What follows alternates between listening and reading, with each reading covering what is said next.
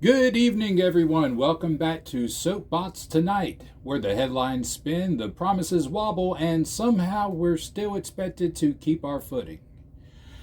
And speaking of spinning, let's start overseas, where the ceasefire in Israel lasted about as long as a social media trend. First, there was a ceasefire, then there was fighting again, then there was another ceasefire. Then Hamas turned on itself in Gaza and are fighting amongst themselves. Then there's more fighting outside.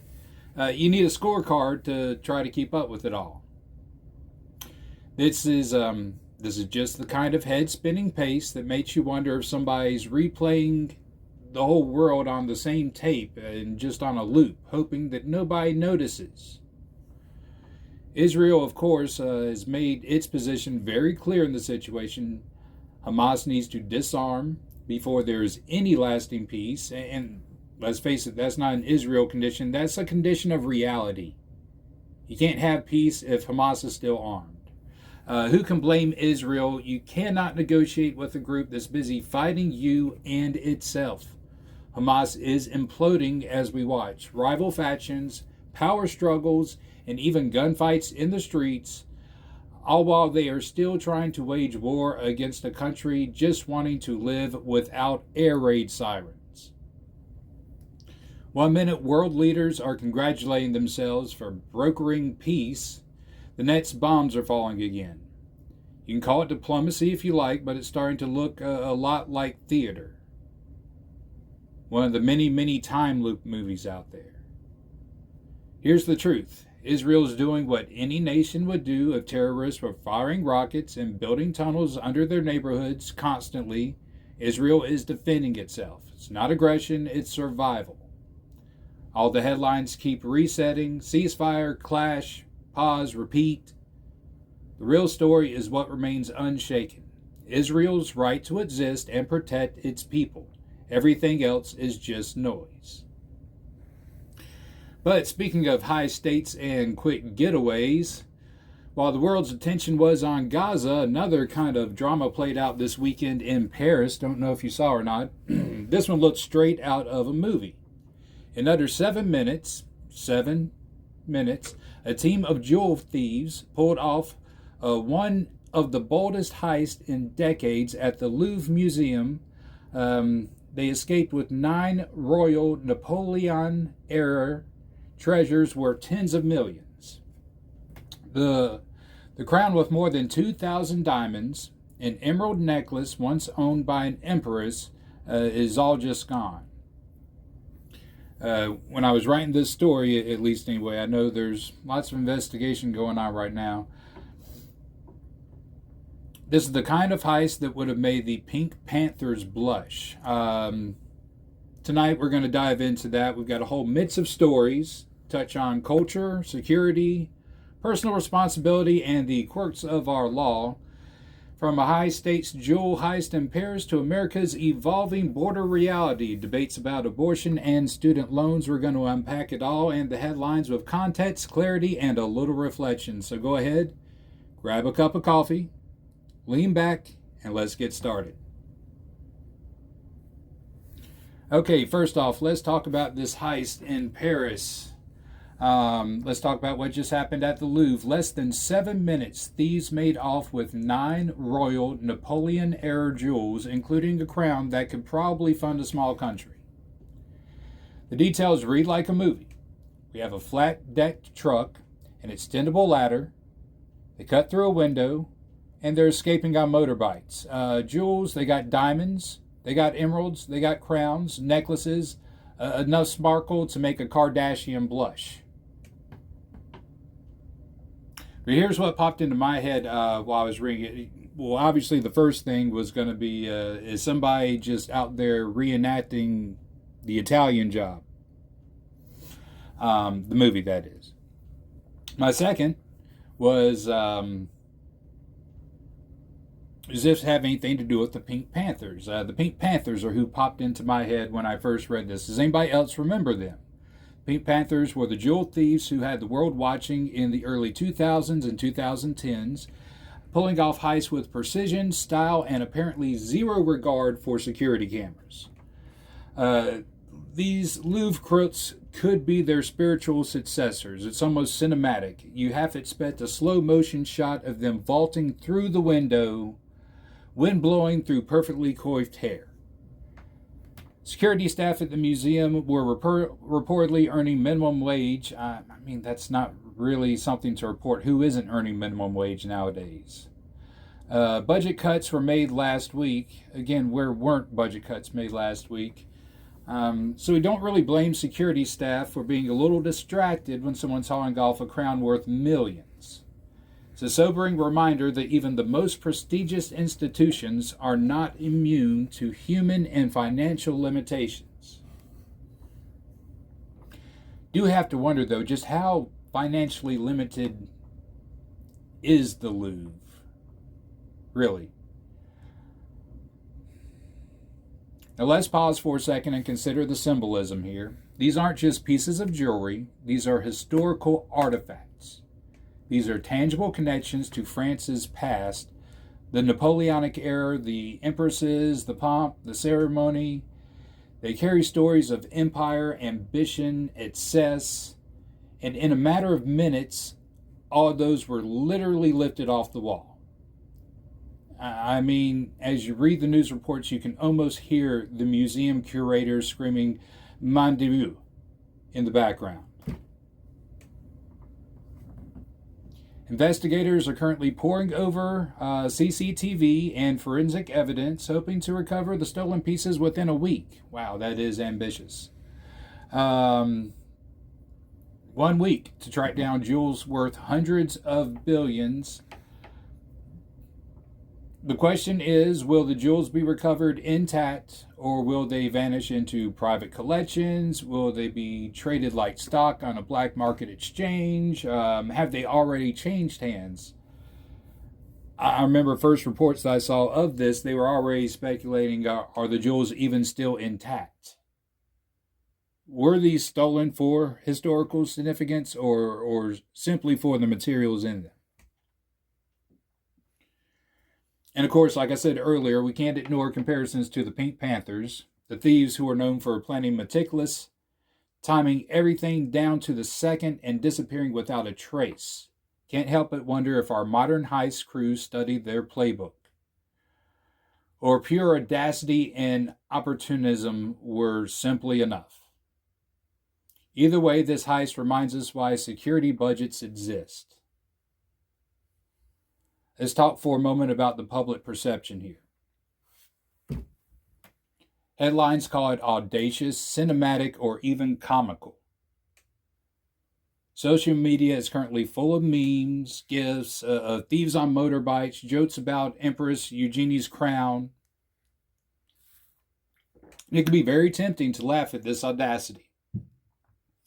This is also a stark reminder of vulnerability. Even the Louvre, home of some of the most priceless works of human creativity, can be exposed in a matter of minutes.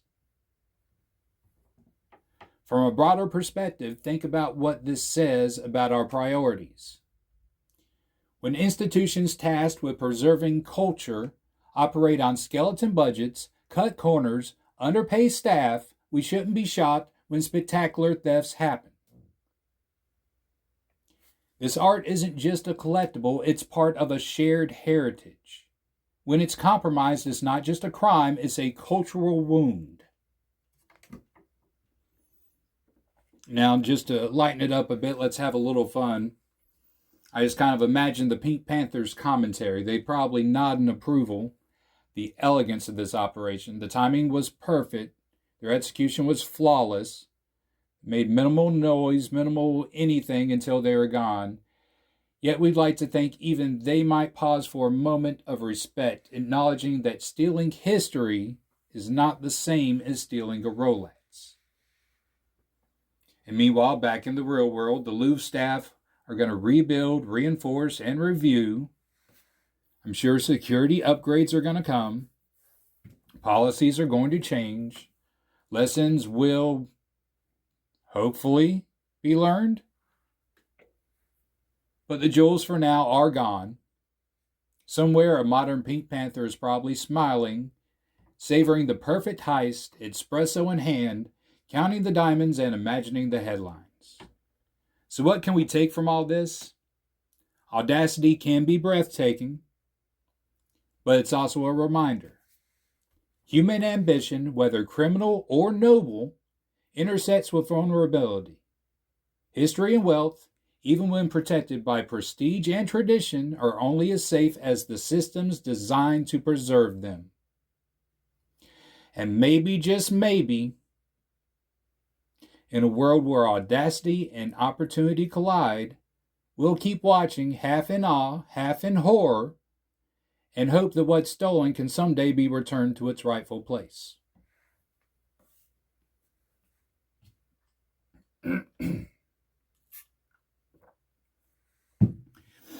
And now, speaking of security and responsibility, we're going to bring our attention a little closer back to home here in the United States, where the borders aren't, or at least they shouldn't be, the borders aren't supposed to be just a line on a map anymore. It's a reality coming knocking. So for years, America's border has been treated like a mere suggestion, something to manage, not to defend. Then when chaos spilled inward, Washington shrugged. Towns along the border got used to seeing the same headlines over and over.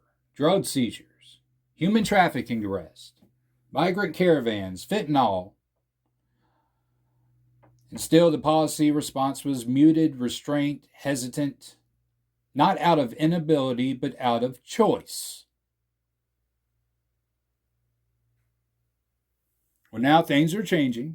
Now there's a new administration. Now ICE is being armed for what the border crisis has become.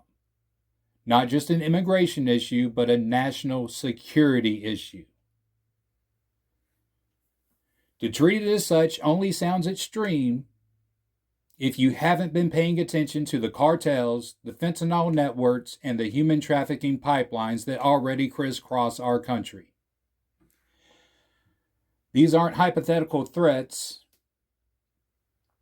They are daily realities for law enforcement and small communities alike. After years of moral paralysis, this isn't cruelty, it's clarity.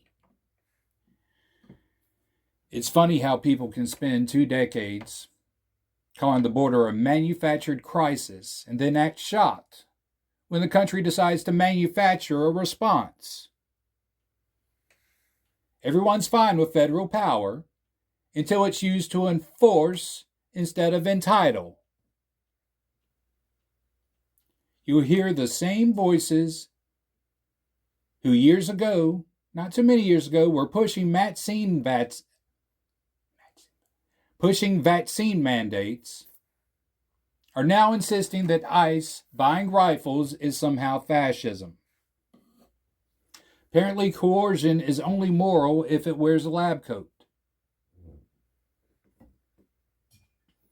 Let's look a little deeper. From 2021 to 2024, ICE's operational authority was throttled by policy memos, limited arrest, sanctuary jurisdictions, demoralized agents. They were handed directives that tied their hands while illicit networks thrived. The One Big Beautiful Bill Act didn't just restore funding, it rebuilt an enforcement infrastructure that had been gutted in the name of optics. The numbers are striking. 700% increase. Yeah, in case you missed it, I said 700% increase in weapons spending. This is not a vanity project. They are catching up in procurement, and this is a statement of readiness.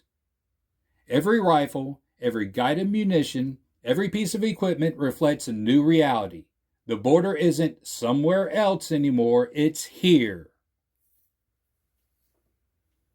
If the federal government doesn't act, the responsibility falls squarely on local communities that are ill-equipped to handle transitional threats. Consider the stories behind the statistics. You got small towns in Arizona and Texas that see the impact of this crisis firsthand. Emergency rooms are overwhelmed with overdoses from imported fentanyl. Families are victimized by human traffickers. Schools are disrupted by gangs moving through neighborhoods. These aren't just talking points for cable news. These are lives being affected daily for years while Washington, under the previous administration, ignored them.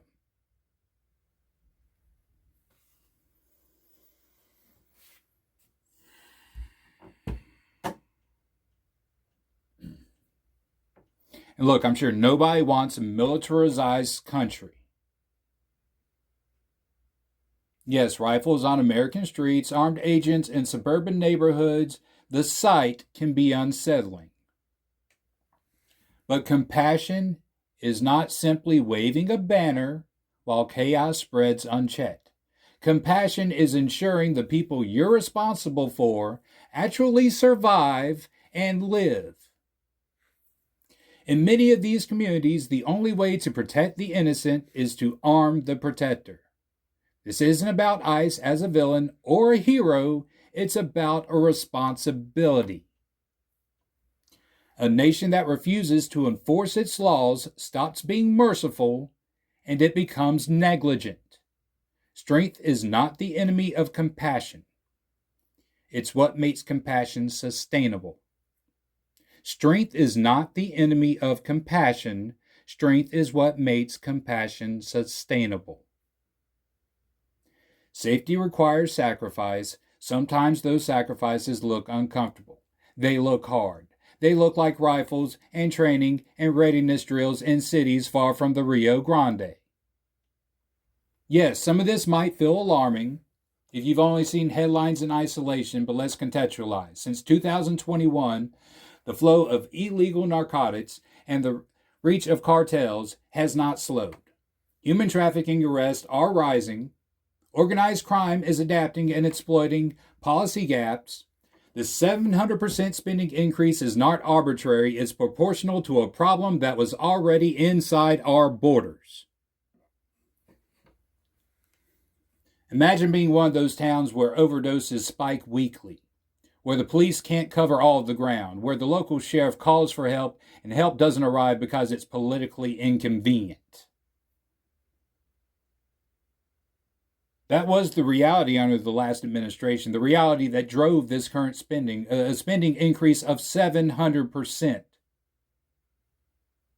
I'm not one for government spending, like almost never, but bear in mind, I'm not complaining one bit about 700% increase here.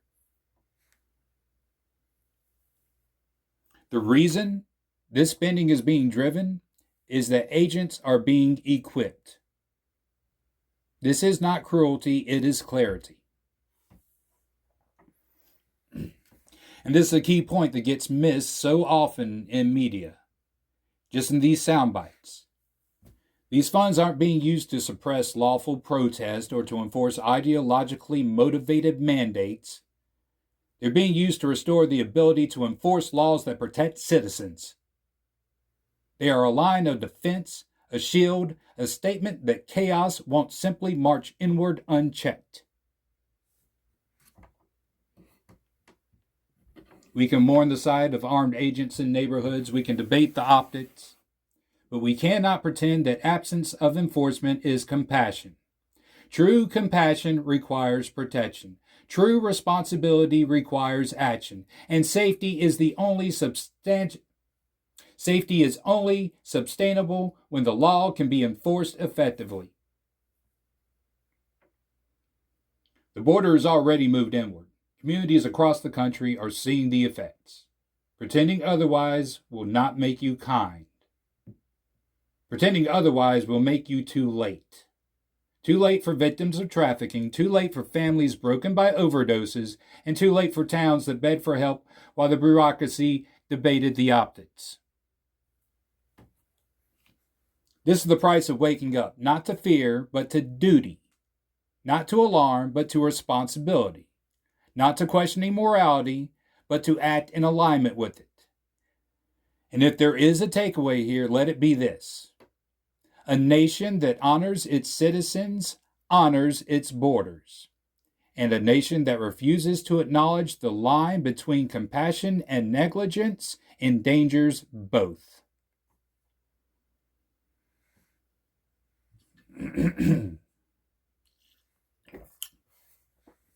And ladies and gentlemen, speaking of responsibility, it is about that time again. Some midterm elections are about to be coming up. It's time at the ballot box. Let's talk about a state level issue in the spotlight back in Virginia, and really should always be in the spotlight everywhere. Seems that abortion is a hot topic again on the campaign trail in Virginia. Democrats are discussing it again being the key word. Candidates are sparring over where they stand. Voters are watching. Some say abortion is on the ballot, and they're right, it is. What cannot be ignored is that the battle for life is not over. A recent controversy adding fuel to this whole fire is allegations surfaced that a school social worker in Fairfax County arranged and funded an abortion for a minor student without parental consent. Now, I remember seeing this story, I want to say maybe 2-3 weeks ago. Didn't really have time to comment on it fully, kind of filed it away. These claims were made public by a teacher and quickly gained national attention. However, an internal investigation by Fairfax County Public Schools suggested the allegations may have been fabricated as part of a personal dispute. Now, I don't really think that's the issue at hand here, just the fact that that was a credible story that we could all believe is terrifying enough. Meanwhile, on the campaign trail, the gubernatorial race has intensified, with Democrat Abigail Spanberger supporting a proposed state constitutional amendment to ensure that everyone has the right to an abortion. Meanwhile, Republican Winsome Earl Sears is arguing that Virginians should decide the issue directly. The debate is not just about policy. This is about values, about trust, and about the future direction of the state of Virginia. The reality is this: the issue of abortion is deeply personal and profoundly impactful. It's about more than just politics. It's about the lives and futures of individuals. And while we've made progress, the fight is far from over. So my message to you is this: if you live in Virginia, or if you know someone who lives in Virginia, pay attention. Don't just ignore these elections that are coming up. Pay attention to the candidates. Check the news. Check the candidates' platforms. Talk to your friends. Talk to your families. Encourage them to engage.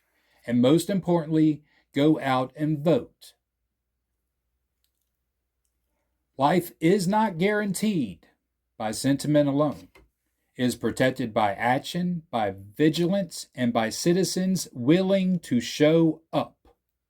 So if you live in Virginia, or if you know anyone who does, make your voice count, and make it count on this issue, an issue that matters. Remember, this is a fight we have not won yet. It will require each of us paying attention and participating to make sure the next chapter honors those lives we value. And just keeping in the thread of personal responsibility, another topic that hits many of us where it counts is student loans. More about the student loan forgiveness has been in the news today. This is personally important to me because I happen to have gone to college a couple of times, in fact. I even managed to get one of those fancy pieces of paper that they hand out. What do they call those again? No, not a diploma, a bill. Yeah, I got a bill from college. Did anybody else?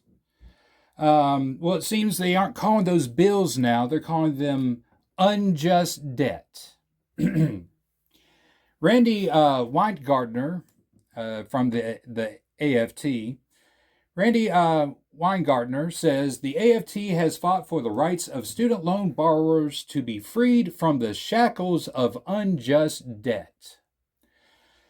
When he was talking about the recent case between the U.S. Department of Education and the American Federation of Teachers. Let's pause for just a second. Unjust debt. Now, who exactly decided it was unjust? Who decided that fulfilling a legally binding agreement voluntarily entered into is somehow oppression? Let me be clear. If you signed the loan papers, if you accepted the terms and you assumed the risk, that debt is yours. Personal responsibility is not optional. It is not negotiable. Student loans are no different than credit cards, car loans, or mortgages. You would not forgive someone's lavish European vacation because they overspent, would you? Would you say, oh, that Lamborghini, don't worry, we'll just cancel it? That's exactly what this forgiveness does for student loans. It rewards stupid taking out of loans that are not beneficial for everyone, while punishing those people who then actually honored their agreements. The claim that student debt is unjust implies that society owes these borrowers a correction. But what society owes them is opportunity. The chance to work hard, to make smart choices, and to live within their means. A contract freely entered into is not slavery. It is a choice with consequences. And those consequences, including the burden of repayment, are the price of that choice. Now, I can hear it now. Some people are going to argue the system is unfair. Tuition is too high. Sure, you can argue that, but unfairness in the world is not a get-out-of-debt-free card. That's the lesson of personal responsibility. Life is not fair. And nobody's loan should be forgiven just because the sticker shock is high. The moral hazard here is enormous. If you forgive student debt, you teach future borrowers that agreements are optional, that consequences are negotiable.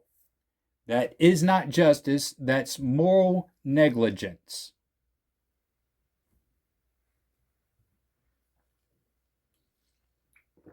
And to treat this with as much fairness as possible, let's consider the other side. Let's think about the people who scrimped, who saved, who paid off their loans on time. They followed the rules. They made the sacrifice. Now some of their peers are being excused from paying because they argued the debt is unjust. That's not fairness, that's favoritism. That's undermining the value of responsibility itself. And yes, cases of true fraud and deception should always be treated differently. No one disputes that. But assuming good faith, voluntarily taking on a loan is an individual choice. You bear the consequences. That's the contract. That's the principle. That's justice. Forgiving debt might feel good politically. It might even make headlines, but it erodes the moral foundation of responsibility. It rewards short-term convenience over long-term accountability, and it undermines the lesson that life, especially financial life, comes with obligations. Student loans aren't shackles, they're agreements. Agreements, like freedom itself, only mean something when we honor them. Wonderful side of state constitutions, that's right, it's time once again for everybody's favorite, constitutional tidbits. So, state constitutions can be kind of like time capsules. They're relics from a different era, full of rules that make perfect sense to someone in 1777 and absolutely no sense to anyone today. Some of those are moralistic, some practical, and some are just plain bizarre. So here's a quick tour. First up, Alabama. So in Alabama, dueling is technically still illegal. Challenge someone to a duel, and not only is it illegal, but back in the day, it could even strip you of citizenship. The moral of that story is keep your fencing matches imaginary. Next up, Massachusetts. Feeling blasphemous today? Well, watch out in the state of Massachusetts. The state constitution still technically punishes blasphemy. It's a holdover from the 18th century, completely unenforced today, but the wording is still there. In Connecticut, the Constitution once had clauses protecting whales and regulating whaling practices. These rules were practical back when whaling was big business, but now they're just kind of a curious reminder of how serious early Americans took ocean life. And for the science fiction fans, Arizona has one of my favorites. They have a clause prohibiting anyone from claiming to be a time traveler in a court proceeding. This one has never been tested, thankfully, but I'm sure out there someone's dream of arguing from the future just got squashed.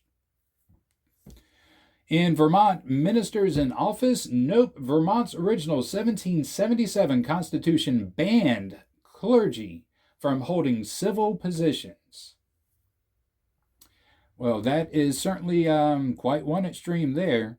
And in Florida, this one's for the grammar nerds. The 1885 Constitution once dictated exactly how semicolons should be used in legislative documents. Proof that punctuation really is power.